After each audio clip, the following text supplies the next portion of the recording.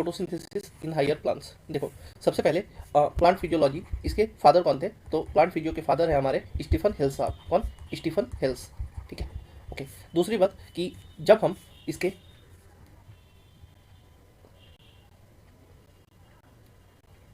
Production को लिखते हैं तो वो होता है CO2 plus H2O gives C6H12O6 plus O2। अब देखो जब ये हुआ तो इसमें H2O से O2 का बनना ये कहलाता है ऑक्सीडेशन, और दूसरा बात CO2 से C6H12O6 ये होता है रिडक्शन। ठीक है, अब आते हैं कि फोटोसिंथेसिस, टर्म फोटोसिंथेसिस। तो फोटोसिंथेसिस इंडरगोनिक प्रोसेस है। कैसा प्रोसेस है? इंडरगोनिक प्रोसेस है, इंडरगोनिक प्रोसेस है। ठीक है, दूसरी बात ये एक फिजिको केमिकल प्रोसेस है, ये भी मैंने बता दिया, फिजिको केमिकल प्रोसेस है। ओके, चलो तीसरा रेडॉक्स रिएक्शन हो रहा है, रिडक्शन और ऑक्सीडेशन दोनों हो रहा है। और चौथा कि ये एक एनाबॉलिक रिएक्शन है। कैसा है? एनाबॉलिक। ये थी बेसिक बातें। अब आते हैं अपने चैप्टर पे। All animals including human beings depend on plant for their food. Have you ever wondered from where plants get their food? Green plants in fact have to make or rather synthesize the food they need, and all other organisms depend on them for their needs. सही बात है।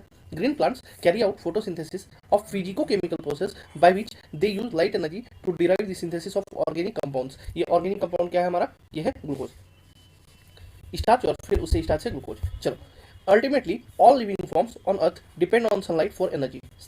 The use of energy from sunlight by plants doing photosynthesis is the basis of life on earth. Photosynthesis is important due to two reasons. क्या क्या? पहला देखो, it is the primary source of all food on earth. ये नहीं रहेगा तो प्रोड्यूसन को खाना कैसे मिलेगा और फिर हमें कैसे मिलेगा? It is also responsible for the release of oxygen into the atmosphere by green plants.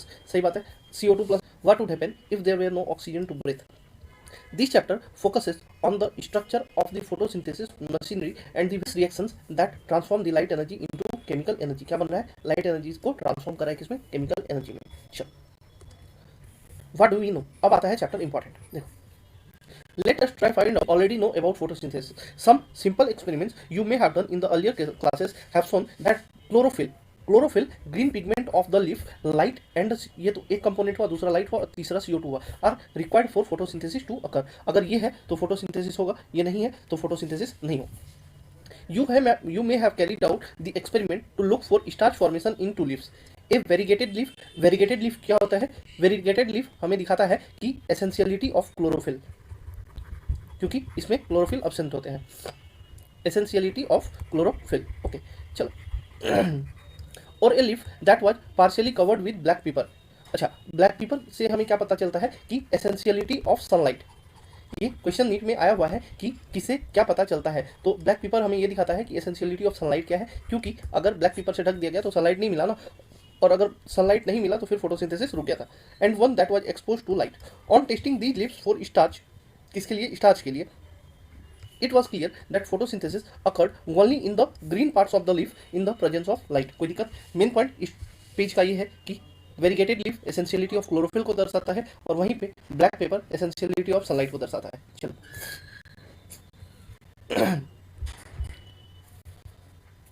another experiment you may have carried out where a part of a leaf is enclosed in a test tube. ये जो experiment था, ये कौन सा experiment था? ये था हमारा Moll's half leaf experiment.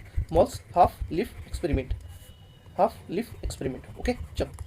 Is enclosed in a test tube containing some KOH soaked cotton which absorbs CO2. KOH का काम क्या है? वो CO2 को एब्जॉर्ब कर लेता है, while the other half is exposed to air. और आधा जो था वो एयर में रखा गया। This setup is then placed in light for some time. On testing for starch later in the two halves of the leaf, you must have found that the exposed part of the leaf tested positive for starch. जो exposed था वो क्या था?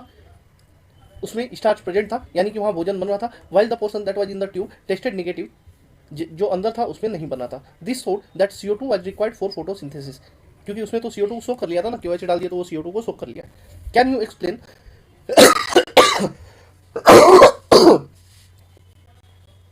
how this conclusion could be drawn? हाँ, कह सकते ना कि अगर CO2 नहीं है तो CO2 अगर नहीं है तो फिर खाना हमारा नहीं बना, और CO2 अगर है तो हमारा खाना बन गया। चलो, अर्ली एक्सपेरिमेंट्स। अब आ जाते हैं एक्सपेरिमेंट्स पे। क्या क्या? देखो, it is interesting to learn about दो simple experiments that led to a gradual development in our understanding of photosynthesis. Joseph Priestley कब से कब तक, 1737 से 1804। कुछ साइंटिस्ट हैं जिनका हमें याद करना पड़ेगा, जिसमें से ये जोसेफ प्रिस्टली साहब भी थे। जब ये 36 साल के हुए, 37 साल के, यानी कि 1770 में, तो उन्होंने क्या किया, कुछ एक्सपेरिमेंट्स किए that revealed the essential role of air in the growth of green plants.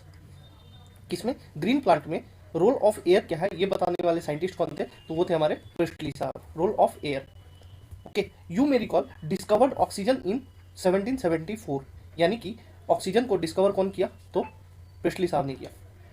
Priestly observe that a candle burning in a closed space, अब एक जारी एक्सपेरिमेंट हमने पहले भी 9th 10th में भी पढ़ा है, soon gets extinguished.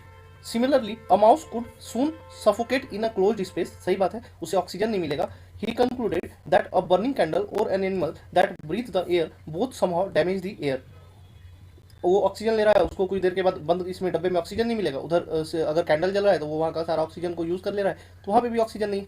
But when he placed a mint plant in the same bell jar, अब उन्होंने क्या करा, एक मिंट प्लांट को उसी बेल जार में रखा। He found that the mouse stayed alive and the candle continue to burn. Oxygen को कौन यूज कर लिया, प्लांट क्या रिलीज कर रहा है, ऑक्सीजन, ऑक्सीजन को यूज कर रहा है ये माउस, और वहीं पे CO2 को प्लांट क्या कर रहा है, सोक कर रहा है। Priestley hypothesis as follows, plant restore to the air whatever breathing animals and burning candles remove. देखो उन्हें नाम नहीं पता था, बट उन्होंने क्या कहा कि जिस चीज को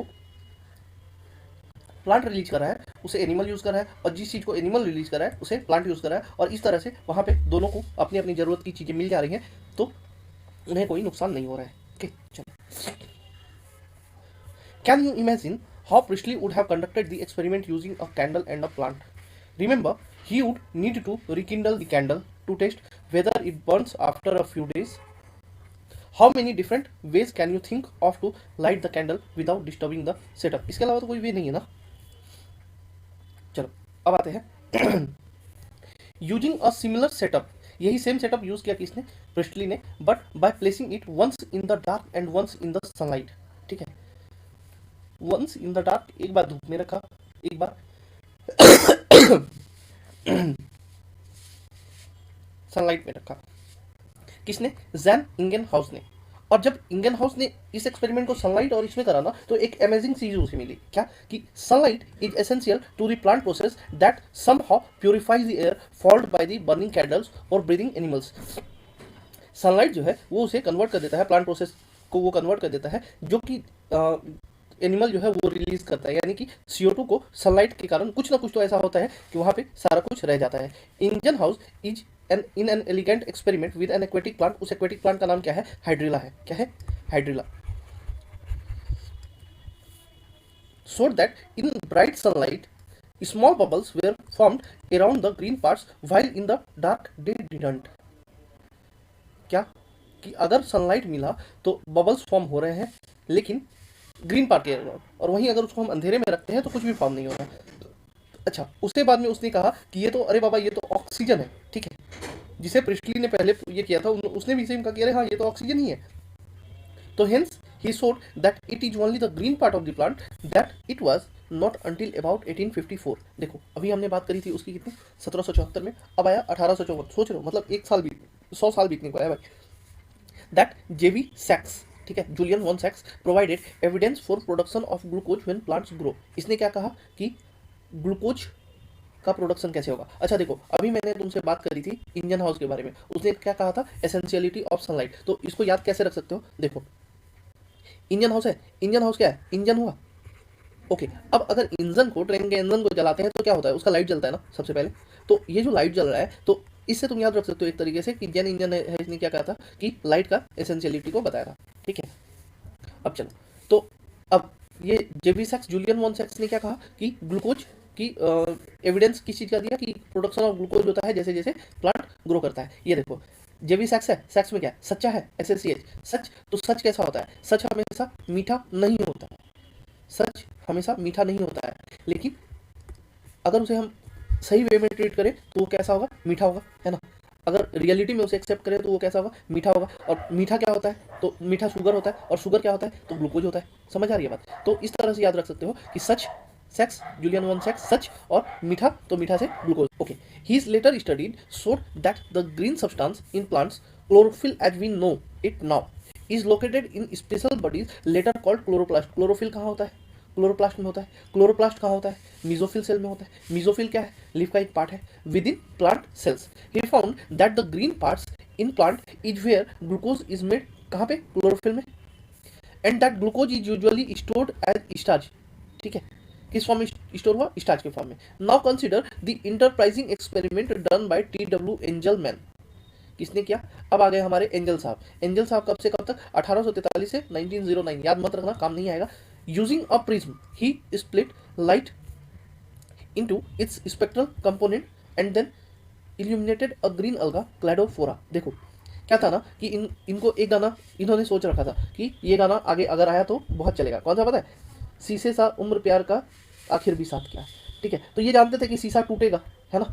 एंजलमैन साहब जानते थे कि शीशा टूटेगा तो उसका कोई भी साथ नहीं रहेगा। इन्होंने कहा अरे भाई शीशा टूटेगा, इससे अच्छा हम उसको किसी चीज में बना देते। तो उन्होंने क्या किया कि शीशे का बना हुआ प्रिज्म यूज कर दिया, समझे।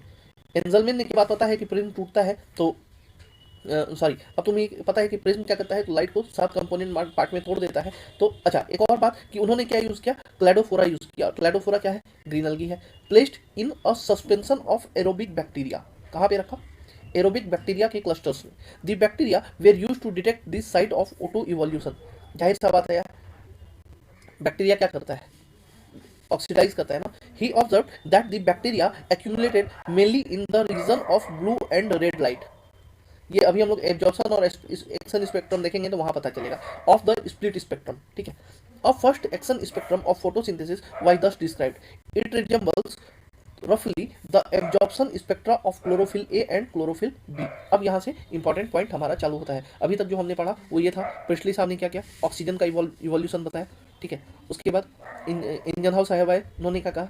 लाइट, सनलाइट, इंजन से लाइट, तो उसके बारे में बताया। और फिर लास्ट में हमारे आए कौन? तो जेविसेक्स। जेविसेक्स ने क्या कहा कि सच्चा है तो मीठा है। तो सच्चा क्या है? तो जेविसेक्स, और मीठा क्या है? तो हमारा ग्लूकोज। ग्लूकोज किस फॉर्म में ये होता है? तो स्टार्च के फॉर्म में होता है। By the middle of the 19th century, अभी 1950 के 1850 के आसपास अब हम आ गए हैं। वैसे भी अभी भी तो 1843 से 1909 में किसने काम करा था? एंजलमैन ने काम करा था। तो वो भी टाइम जो था वो क्या था? प्री मिड था। अब क्या आ गया? अब मिड आ गया।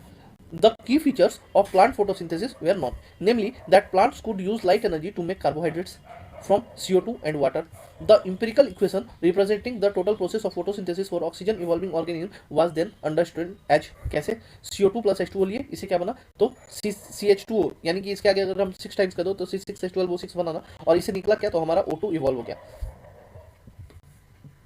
A milestone contribution to the understanding of photosynthesis was then made by a microbiologist C.V. नील। कौन? बहुत इंपॉर्टेंट है, ये याद रखना, C.V. नील। नील साहब थे। इन्होंने क्या किया? तो पहले की स्टडी को इन्होंने कंक्लूड करा, किस पे करा? तो इन्होंने करा पर्पल एंड ग्रीन बैक्टीरिया पे। इससे पहले किस पे हुआ था? क्लैडोफोरा था, वो क्या था? ग्रीन अलगा था। और ये पॉइंट याद रखना कि ग्रीन बैक्टीरिया को इन्होंने यूज किया, C.V. नील साहब ने। Demonstrated that photosynthesis is essentially a light dependent reaction in which hydrogen from a suitable oxidizing compound reduces carbon dioxide to carbohydrates. Hydrogen क्या करता है? तो कार्बन डाइऑक्साइड को कार्बोहाइड्रेट में रिड्यूस कर देता है। अच्छा, इसको कैसे देखेंगे? 2H2A प्लस CO2 लिया, ये CO2 क्या करेगा? अब in green plants H2O is the main hydrogen donor and is oxidised to O2। ये बहुत इंपॉर्टेंट लाइन है, क्या कि H2O जो है हाइड्रोजन डोनर कौन होता है? ग्रीन प्लांट में H2O होता है। वैसे तो ये कैसा रिएक्शन था? मैंने बताया था अभी, रेडॉक्स रिएक्शन है, तो यानी कि रिडक्शन भी होगा और ऑक्सीडेशन भी होगा। Some organism do not release O2 during photosynthesis. क्या करते हैं? वो ऑक्सीजन रिलीज नहीं करते हैं। When H2S, अब देखो सब में होता भी नहीं है O2। Instead is the hydrogen donor for purple and green sulfur bacteria।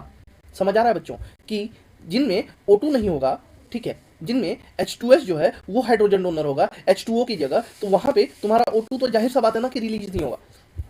The oxidation product is sulfur or sulfate depending on the organism and not O2। ये line assertion reason type question अगर आए तो वहां आ सकता है, क्या कि oxidation product क्या है? सल्फर या फिर सल्फेट है H ऑक्सीजन की जगह पे। Hence he inferred that the O2 evolved by the green plant comes from H2O not from carbon dioxide। ठीक है, कहां से आता है? H2O से आता है। कहां से नहीं आता है? CO2 से नहीं आता है। This was later proved by using radio isotopic techniques.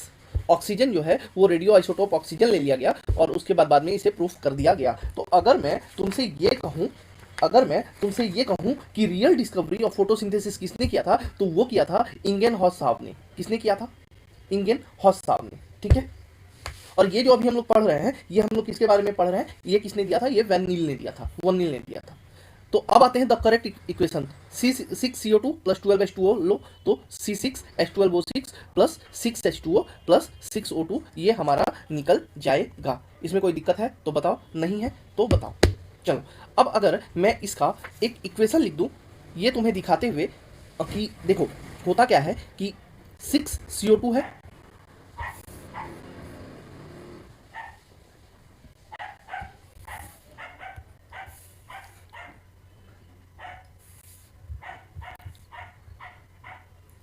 CO2 है, ठीक है।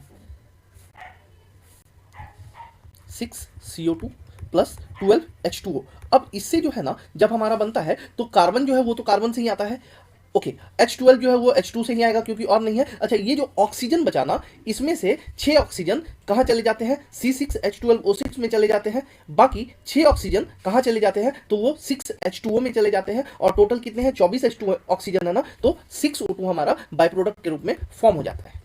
कोई दिक्कत? चलो, where C6H12O3 represents glucose, पता ही है यार। The O2 released is from water, बता ही दिया। This was proved using radioisotope technique. Note that this is not a single reaction but description of a multiple reaction, multiple process called photosynthesis। कोई दिक्कत यहाँ तक है तो बताओ। अब देखो, अब क्या कह रहा है कि एक क्वेश्चन है यहाँ कि can you explain why 12 molecules of water as substrate are used in the equation given, ठीक है। तो ये इसलिए होता है क्योंकि एक H2O का जो एक H है ना, वो ओपन होता है इन फॉर्म ऑफ C6H12O6। कोई दिक्कत? चलो, अब आते हैं where does photosynthesis takes place. देखो, you would of course answer in the green leaf or you may add in the chloroplast based on what you earlier read in chapter 8 cell chapter में। You are definitely right. Photosynthesis does takes place in the green leaves of plants but it does so also in other green plants parts of the plant। green part में तो होता ही है, green leaf में तो होता ही है, लेकिन और भी जो ग्रीन पार्ट है वहां पे भी होता है। Can you name some parts where you think photosynthesis में अकर? यार स्टेम में भी हो सकता है, बहुत सारे प्लांट के स्टेम में भी होता है। You would recollect from previous unit that the mesophyll cells, अब यहाँ से भाई बहुत इंपॉर्टेंट लाइन है, mesophyll cells in the leaves have a larger number of chloroplast. Chloroplast मैंने स्टार्टिंग में डिस्कस किया था, कहाँ होता है? मीजोफिल सेल्स में होता है। क्लोरोप्लास्ट में क्या होता है? क्लोरोफिल होता है। Usually the chloroplast align themselves along the walls of mesophyll cells. अब यहाँ 3 पॉइंट जानने का है। क्या? सपोज करो इंटेंसिटी ऑफ लाइट जो है वो बहुत ज्यादा गिर रहा है। अगर इंटेंसिटी बहुत ज्यादा होगा और अगर मीजोफिल सेल्स जो है उनमें क्लोरोप्लास्ट अगर पैरेलल अरेंज होगा तो उस पर वो पूरी की पूरी इंटेंसिटी के साथ गिरेगा ना, और अगर वो पूरी इंटेंसिटी के साथ सनलाइट डायरेक्ट उस पर गिरेगा तो क्या होगा? वो अपने आप को बचा नहीं पाएगी डैमेज होने से। तो उस टाइम में अगर इंटेंसिटी ज़्यादा है तो ये क्या करती है? अपने आप को परपेंडिकुलरली अरेंज कर लेती है सो दैट मिनिमम सनलाइट जो है वो गिर सके। वहीं अगर लो लाइट इंटेंसिटी है तो अब यार उसका घर ही नहीं भर रहा है। अब घर नहीं भरेगा तो वो क्या करेगी? ज़्यादा से ज़्यादा अपने पास लाने का कोशिश तो करेगी ना। तो ज़्यादा से ज़्यादा लाने के लिए ज़्यादा से ज़्यादा काम करना पड़ेगा। ज़्यादा काम कैसे होगा? तो वो अपने आप को पैरेलली अरेंज कर लेती है अगर लो लाइट इंटेंसिटी है, और अगर मॉडरेट लाइट इंटेंसिटी है तो कुछ परपेंडिकुलर भी होंगे और कुछ पैरेलल भी होंगे। When do you think the chloroplast will be aligned with other flat surface parallel to the walls? कब होंगे? तो जब ये पैरेलल कब होंगे? जब लो लाइट इंटेंसिटी होगी। कब होंगे? जब लो लाइट इंटेंसिटी होगी। और वहीं परपेंडिकुलर कब होंगे? जब हाई लाइट इंटेंसिटी होगी। कैसी होगी? हाई लाइट इंटेंसिटी होगी। ओके, चलो। You have studied the structure of chloroplast in chapter 8. Within the chloroplast, there is the membranous system consisting of grana. क्या होता है? ग्राना होता है, स्ट्रोमा लैमिली होता है, और उसमें भरा हुआ फ्लूइड स्ट्रोमा होता है। ठीक है, ये मैं तुम्हें एक डायग्राम से समझा देता हूँ। डायग्राम वैसे तुम्हें पता ही होगा बट मैं फिर भी एक डायग्राम बना देता हूँ। देख होता क्या है।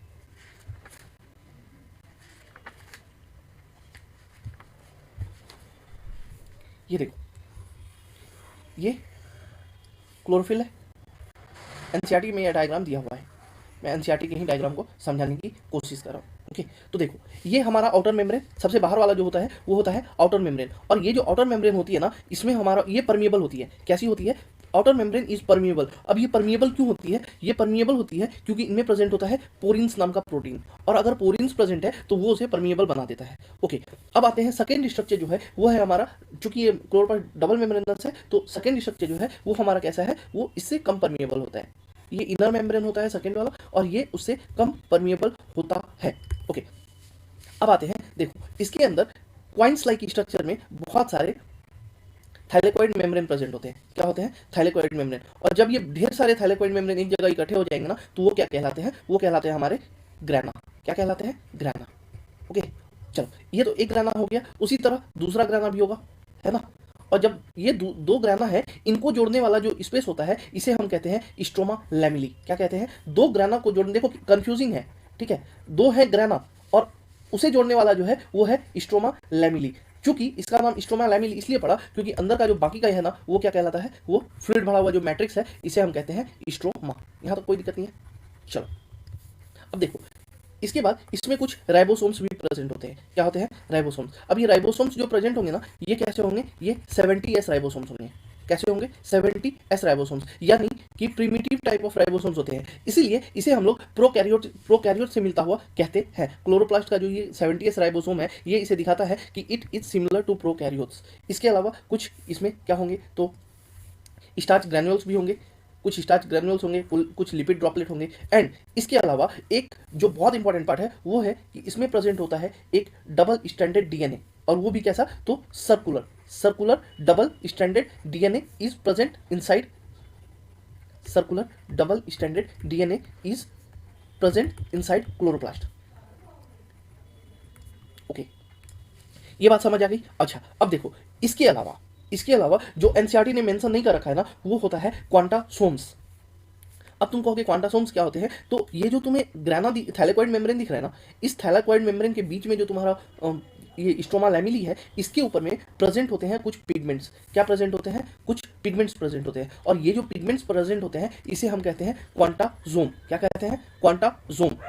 ध्यान देना, बहुत इंपॉर्टेंट है। यानी कि ये कैसा है? क्लस्टर ऑफ पिगमेंट है, और प्रेजेंट कहाँ है? तो ये प्रेजेंट है तुम्हारे थाइलेकोइड मेम्ब्रेन पे। ओके, चलो इसके अलावा अब आ जाते हैं फिर अपने एनसीईआरटी पे। ये मैंने डिस्कस कर दिया। There is a clear division of labour within the chloroplast. अब देखो क्या कह रहा है, समझने वाला लाइन है क्या, कि there is a clear division of labour within the chloroplast, यानी कि तुम्हारा दो टाइप का रिएक्शन होता है। एक होता है तुम्हारा कैसा? डार्क रिएक्शन, और एक होता है तुम्हारा लाइट रिएक्शन। लाइट रिएक्शन जो तुम्हारा होगा ना, वो कहाँ होगा? तो वो होगा तुम्हारे ग्रैना में। कहाँ पे? ग्रैना में। एंड ये जो डार्क रिएक्शन होगा ये होगा तुम्हारा स्ट्रोमा में। ओके, तो अब देखो ग्रैना का रोल अलग, स्ट्रोमा का रोल अलग। इस कारण से ये लाइन लिखा है कि there is a clear labour division of labour within the chloroplast. चलो अब आते हैं, the membrane system is responsible for trapping the light energy and also for the synthesis of ATP and NADPH। Membrane system responsible for trapping the light energy. Trap कौन कर रहा है? Light energy को trap कौन कर रहा है? तो वो कर रहा है आउटर ग्रैना, और उसके बाद ATP एंड NADPH बन रहा है। ये हो गया तुम्हारा ग्रैना वाला पोर्शन, ठीक है। ओके, इन स्ट्रोमा, अब स्ट्रोमा में क्या होगा? एंजाइमेटिक रिएक्शंस इनकॉर्पोरेट CO2 लेती है into the plant leading to the synthesis of sugar, और उससे तुम्हारा शुगर बनता है। एक मजेदार बात बताऊं, वो ये है ना कि तुम्हारा जो ये डार्क रिएक्शन होता है ना, इसे ही हम लोग केल्विन साइकिल भी बोलते हैं। क्या बोलते हैं? केल्विन साइकिल बोलते हैं। केल्विन चचा थे एक C3 साइकिल देने वाले, और वो जो है उस रिएक्शन को हम लोग कहते हैं डार्क रिएक्शन। ये मैं तुम्हें अभी आगे पढ़ाऊंगा। विच इन टर्म्स फॉर्म्स स्टार्च। पहले क्या बना? हमारा शुगर बना, और जैसे ही शुगर बना तो उसके बाद हमारा शुगर बनने के बाद वो किस में कन्वर्ट हो गया? तो वो तुम्हारा कन्वर्ट हो गया किसमें? स्टार्च में कन्वर्ट हो गया। यहाँ तो कोई दिक्कत नहीं है। देखो इसमें भी एक पार्ट जानने वाला है, वो क्या है? तो सबसे पहले बनेगा ग्लूकोज कन्वर्ट होगा तुम्हारा। अगर तुमसे पूछा जाए कि फर्स्ट प्रोडक्ट क्या है, तो फर्स्ट प्रोडक्ट हमारा ग्लूकोज है। Okay, first product is glucose. उसके बाद but glucose is not stable product. अगर मैं अब तुमसे पूछूं कि फर्स्ट स्टेबल प्रोडक्ट कौन सा होगा, तो तुम्हारा आंसर होगा सुक्रोज। स्टेबल प्रोडक्ट अगर मैं पूछूं स्टेबल प्रोडक्ट कौन सा होगा, तो वो है हमारा सुक्रोज। और वहीं पे अगर मैं तुमसे ये पूछूं कि फर्स्ट स्टोरेबल विजिबल प्रोडक्ट, कौन सा प्रोडक्ट ऐसा है जो विजिबल भी है और जो प्लांट में स्टोर भी होता है, तो वो है हमारा स्टार्च।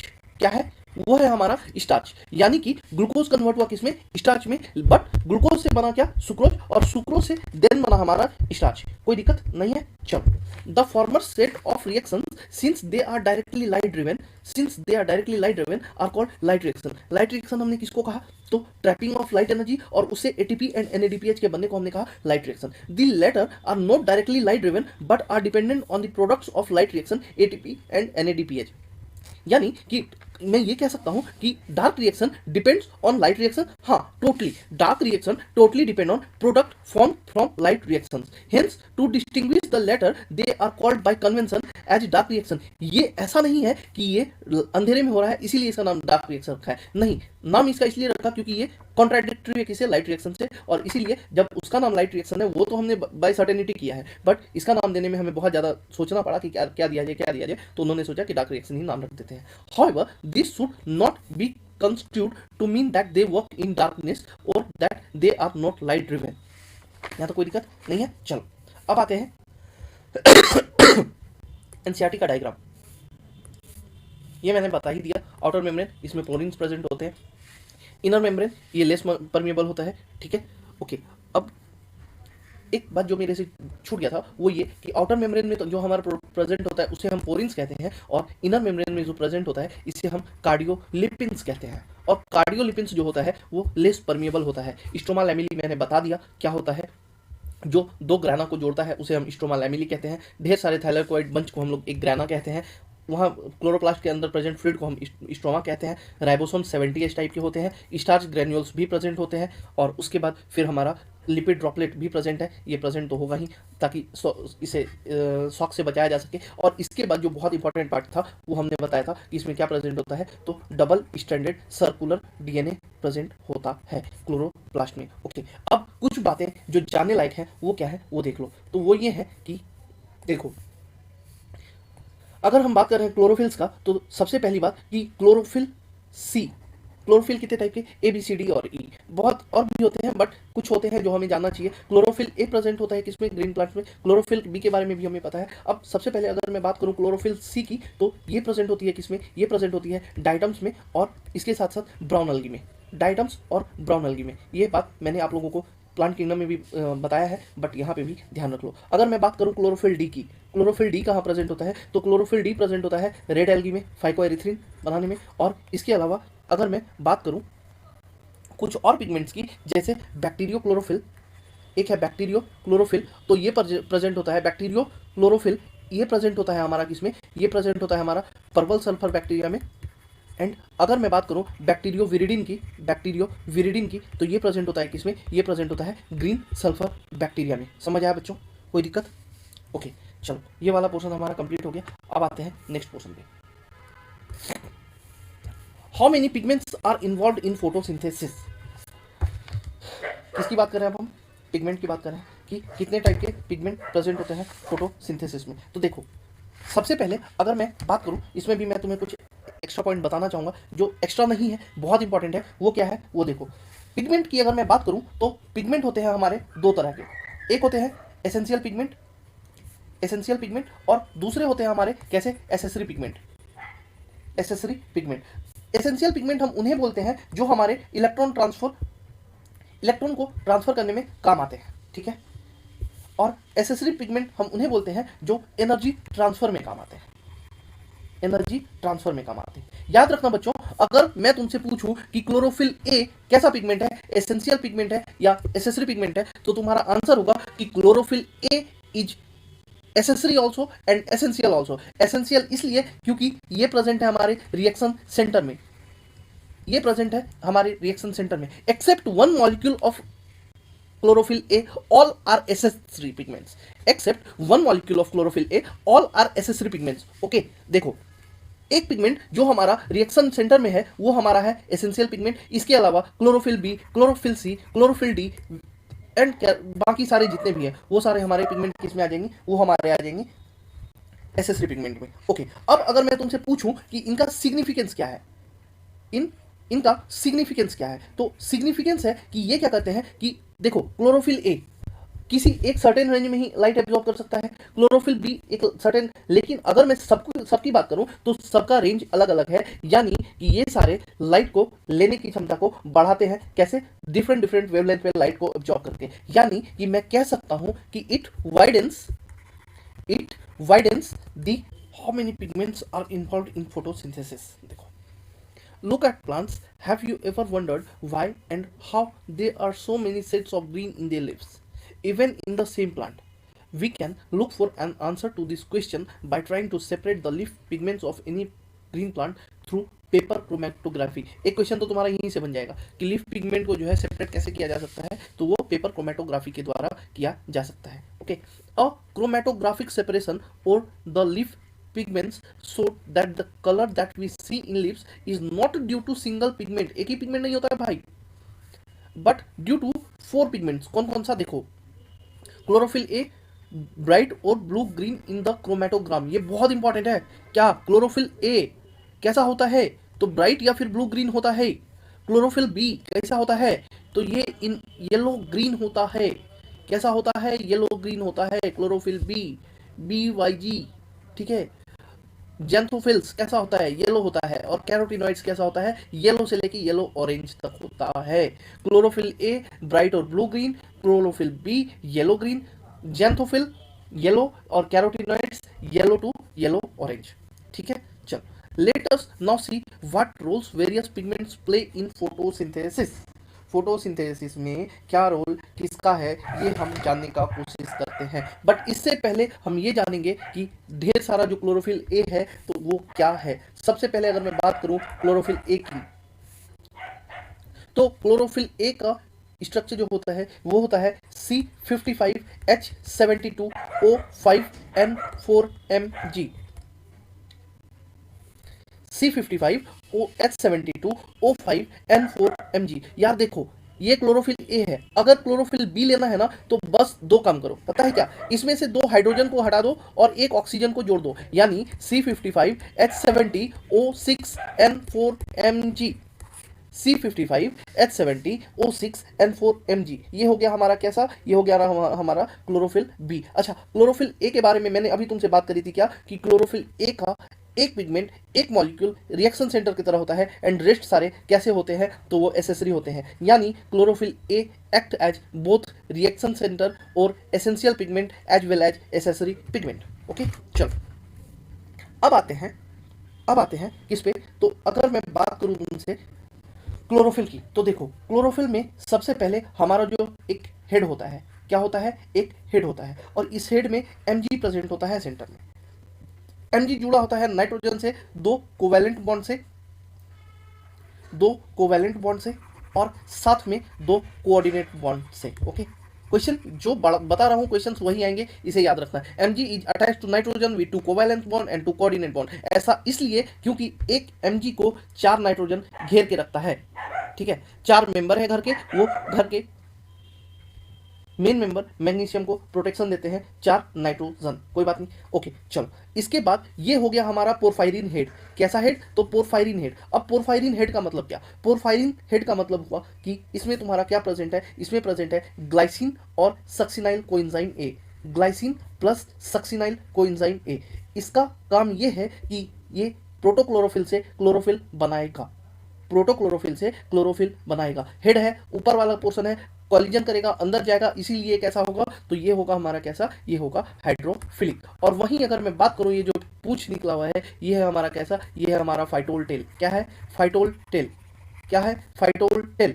फाइटोल टेल क्या है? तो ये कैसा होता है नेचर में? तो ये हाइड्रोफोबिक होता है, यानी कि अंदर नहीं जाएगा। फाइटोल टेल कैसा होता है? हाइड्रोफोबिक होता है। पोरफायरिन हेड कैसा होता है? तो वो हाइड्रोफिलिक होता है। कोई दिक्कत नहीं है। चलो, क्लोरोफिल भी मैंने तुमसे बता दिया।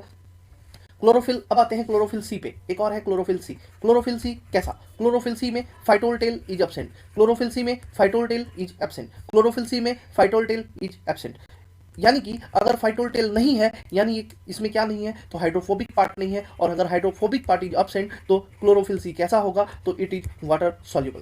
कैसा होगा? It is water soluble. इसके एग्जांपल्स क्या क्या थे? मैंने बताया था डायटम्स, डायटम्स, डाइनोफ्लेजिलेट्स, डायटम्स, डाइनोफ्लेजिलेट्स और ब्राउन एल्गी, डायटम्स, डाइनोफ्लेजिलेट्स और ब्राउन एल्गी किसके हैं? क्लोरोफिल सी के एग्जाम्पल है। इसी तरह अब आते हैं क्लोरोफिल डी, किस पे? क्लोरोफिल डी, किस पे? क्लोरोफिल डी, क्लोरोफिल डी किसमें? Red alga are phycoerythrin, red alga are phycoerythrin, red alga are फाइकोइरिथ्रिन।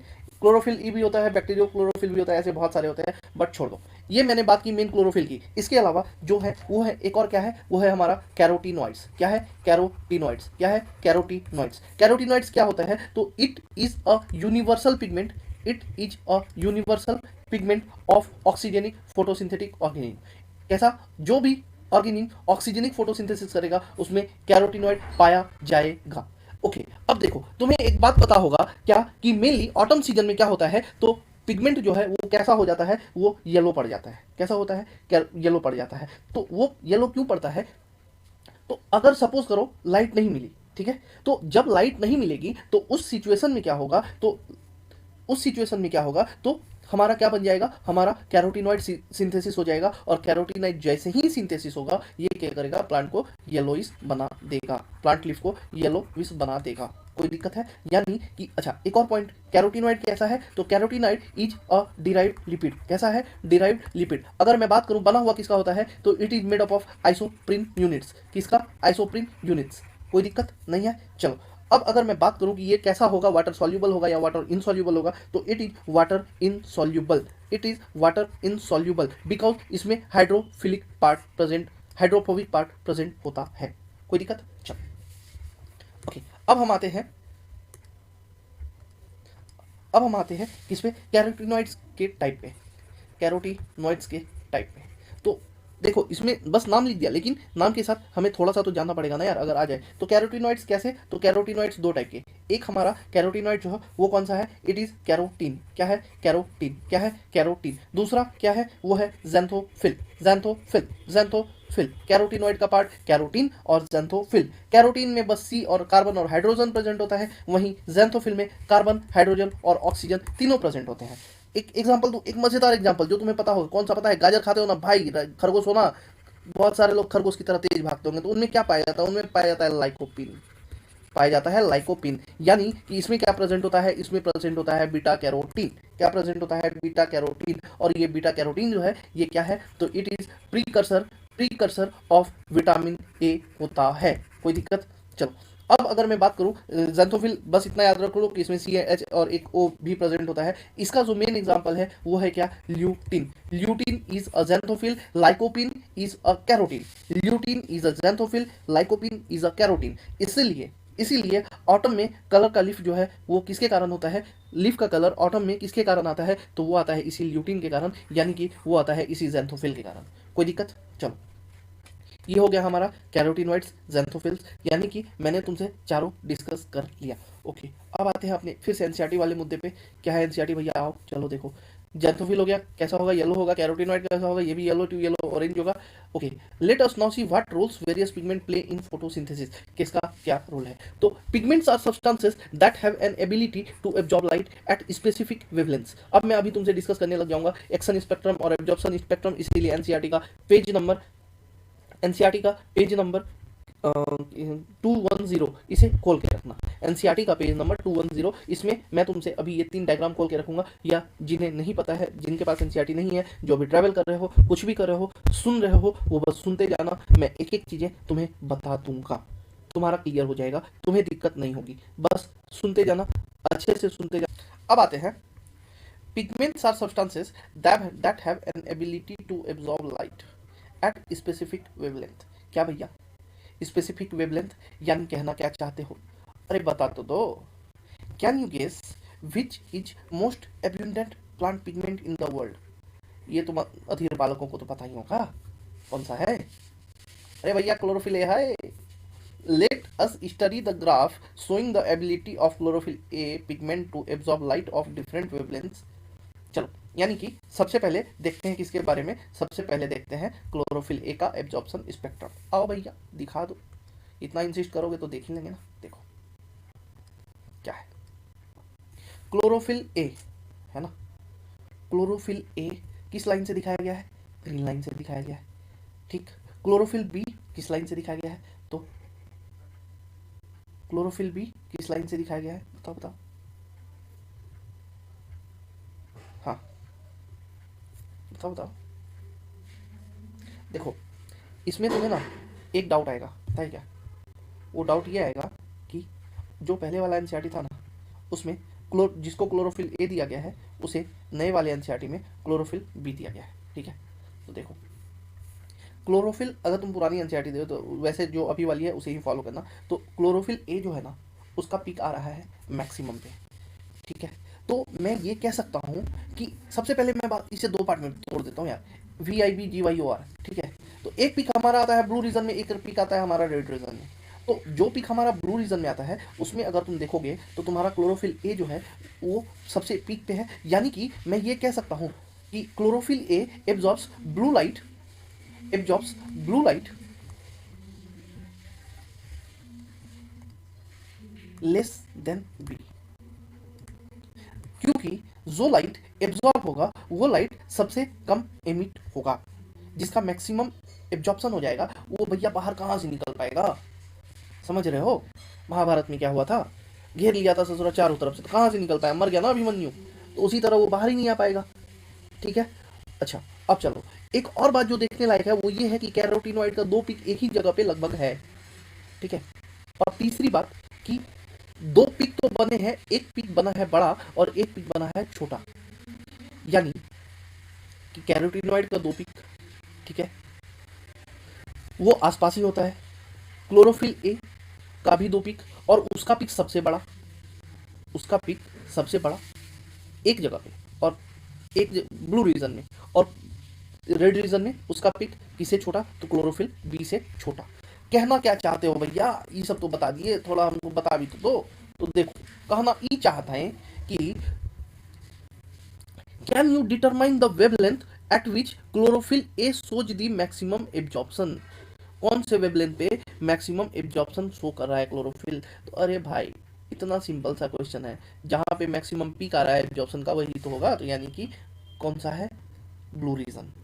Does it show another absorption peak at any other wavelength too, हाँ सर ये तो red region में भी show कर रहा है, ठीक है।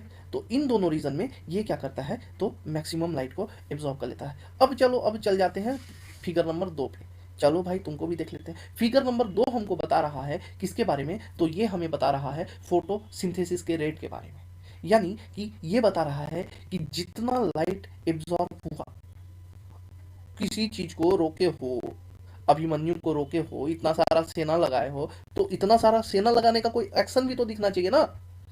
तो हाँ सर एक्शन दिखाएंगे, बिल्कुल दिखाएंगे। एक्शन ये दिखाएंगे कि अभिमन्यु को घेर लिया, अभिमन्यु बाहर नहीं जा पा रहा है, ठीक है। उसी तरह यहाँ भी तो एक्शन दिखाओगे ना, हाँ सर दिखाएंगे।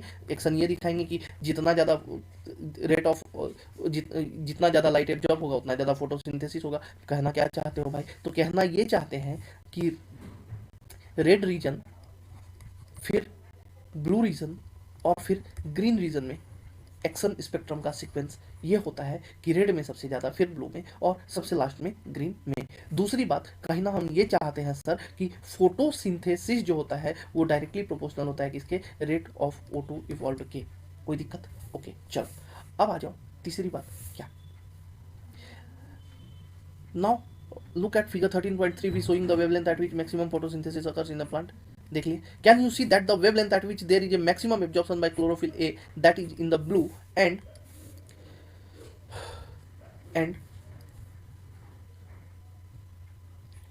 the red region also shows higher rate of photosynthesis। मतलब क्या, मतलब ये कि हम लोग क्या बता सकते हैं कि क्लोरोफिल ए जो है वो चीफ पिगमेंट है जो कि फोटोसिंथेसिस से जुड़ा हुआ है। But by looking at figure can you say that there is a complete one overlap between the absorption spectrum of chlorophyll A and action spectrum of chlorophyll b. अरे नहीं भाई ऊपर है, कंप्लीट होता तो हर जगह पे रोक दिया होता ना, कंप्लीट तो है ही नहीं। तो आखिर इसका कारण क्या है, तो इसका कारण ये है भाई कि कुछ जो एनर्जी होगा तुम्हारा, बिकॉज कुछ जो एनर्जी होगा तुम्हारा वो क्या होगा, वो एनर्जी जो है वो कुछ और पिगमेंट भी तो लेंगे ना। बाकी सारे जो पिगमेंट पड़े हैं वहाँ पे, ऐसा तो है नहीं कि बस क्लोरोफिल ए पड़ा हुआ है, तो कुछ क्लोरोफिल बी भी होंगे, क्लोरोफिल सी भी होंगे, तो ये भी तो कुछ एनर्जी एब्जॉर्ब करेंगे ना। तो अगर कुछ एनर्जी एब्जॉर्ब कर लिए तो एक्सल स्पेक्ट्रम में पूरा एनर्जी का रोल तो प्ले हुआ ही नहीं, और जब पूरा रोल प्ले हुआ नहीं तो ये वन टू वन ओवरलैप कैसे कर पाएगा? नहीं कर पाएगा। दूसरी बात, मैं तुमसे अगर ये पूछूं कि मैक्सिमम फोटोसिंथेसिस कहाँ हो रहा है, तो भैया एक्सल स्पेक्ट्रम देखो और समझो कि मैक्सिमम फोटोसिंथेसिस हमारा रेड रीजन में हो रहा है। कहाँ हो रहा है? रेड रीजन में हो रहा है। कहाँ हो रहा है? रेड रीजन में हो रहा है। चलो अब देखो, एक पॉइंट जो मैंने तुमसे बताई थी वो क्या बताई थी कि क्लोरोफिल में क्या होता है, सबसे पहले पोरफायरिन हेड होता है, उसमें क्या होता है? नाइट्रोजन होता है। उसके साथ सेंट्रल एटम क्या होता है? मैग्नीशियम होता है। मैग्नीशियम क्या है? बीच में है, जिसके चारों साइड 4 नाइट्रोजन है। और एक आयरन भी प्रेजेंट होता है, और iron is present as catalyst. किसके तरह प्रेजेंट है? कैटालिस्ट की तरह प्रेजेंट है। चलो, these graphs together shows that most of the photosynthesis takes place in the blue and red region of the spectrum. समझ में तो आ गया होगा। Some photosynthesis does take place at the other wavelengths of the visible spectrum. अरे हाँ भाई, chlorophyll B भी तो है, क्लोरोफिल सी भी तो है, कैरोटीनॉइड भी तो है। क्लोरोफिल सी, कैरोटीनॉइड सब तो है, सबका एक ही रीजन थोड़ी है, सब अलग अलग लेंगे। Let us see how this happens. क्यों होगा ऐसा? हम बोलेंगे नहीं होने देंगे। क्यों होने देंगे ऐसा? तो वो बोलेगा कि हम करेंगे ही करेंगे। ऐसे कैसे कर लोगे भाई? तो देखो, होता क्या है कि दो chlorophyll is the major pigment responsible for trapping light, other thylakoid pigment जैसे chlorophyll b, xanthophyll and carotenoids भी प्रेजेंट है, जिसे हमने एसेसरी पिगमेंट कहा। ये भी कुछ एब्जॉर्ब लाइट को एब्जॉर्ब करेंगे, और इसको वो क्या करेंगे, तो ये इसे क्लोरोफिल ए को ट्रांसफर कर देंगे। कब ट्रांसफर करेंगे ये हम अभी देखेंगे। They not only enable a wider range of wavelength और moving light to be utilized for photosynthesis but also protect chlorophyll a from photo oxidation. ये बहुत इंपॉर्टेंट लाइन है भाई। क्या? और ये काम कौन करता है? कैरोटीनॉइड करता है। अगर तुमसे डायरेक्ट क्वेश्चन पूछा जाए ना कि फोटो ऑक्सीडेशन को कौन प्रिवेंट करता है, तो तुम्हारा आंसर होगा, क्या होगा?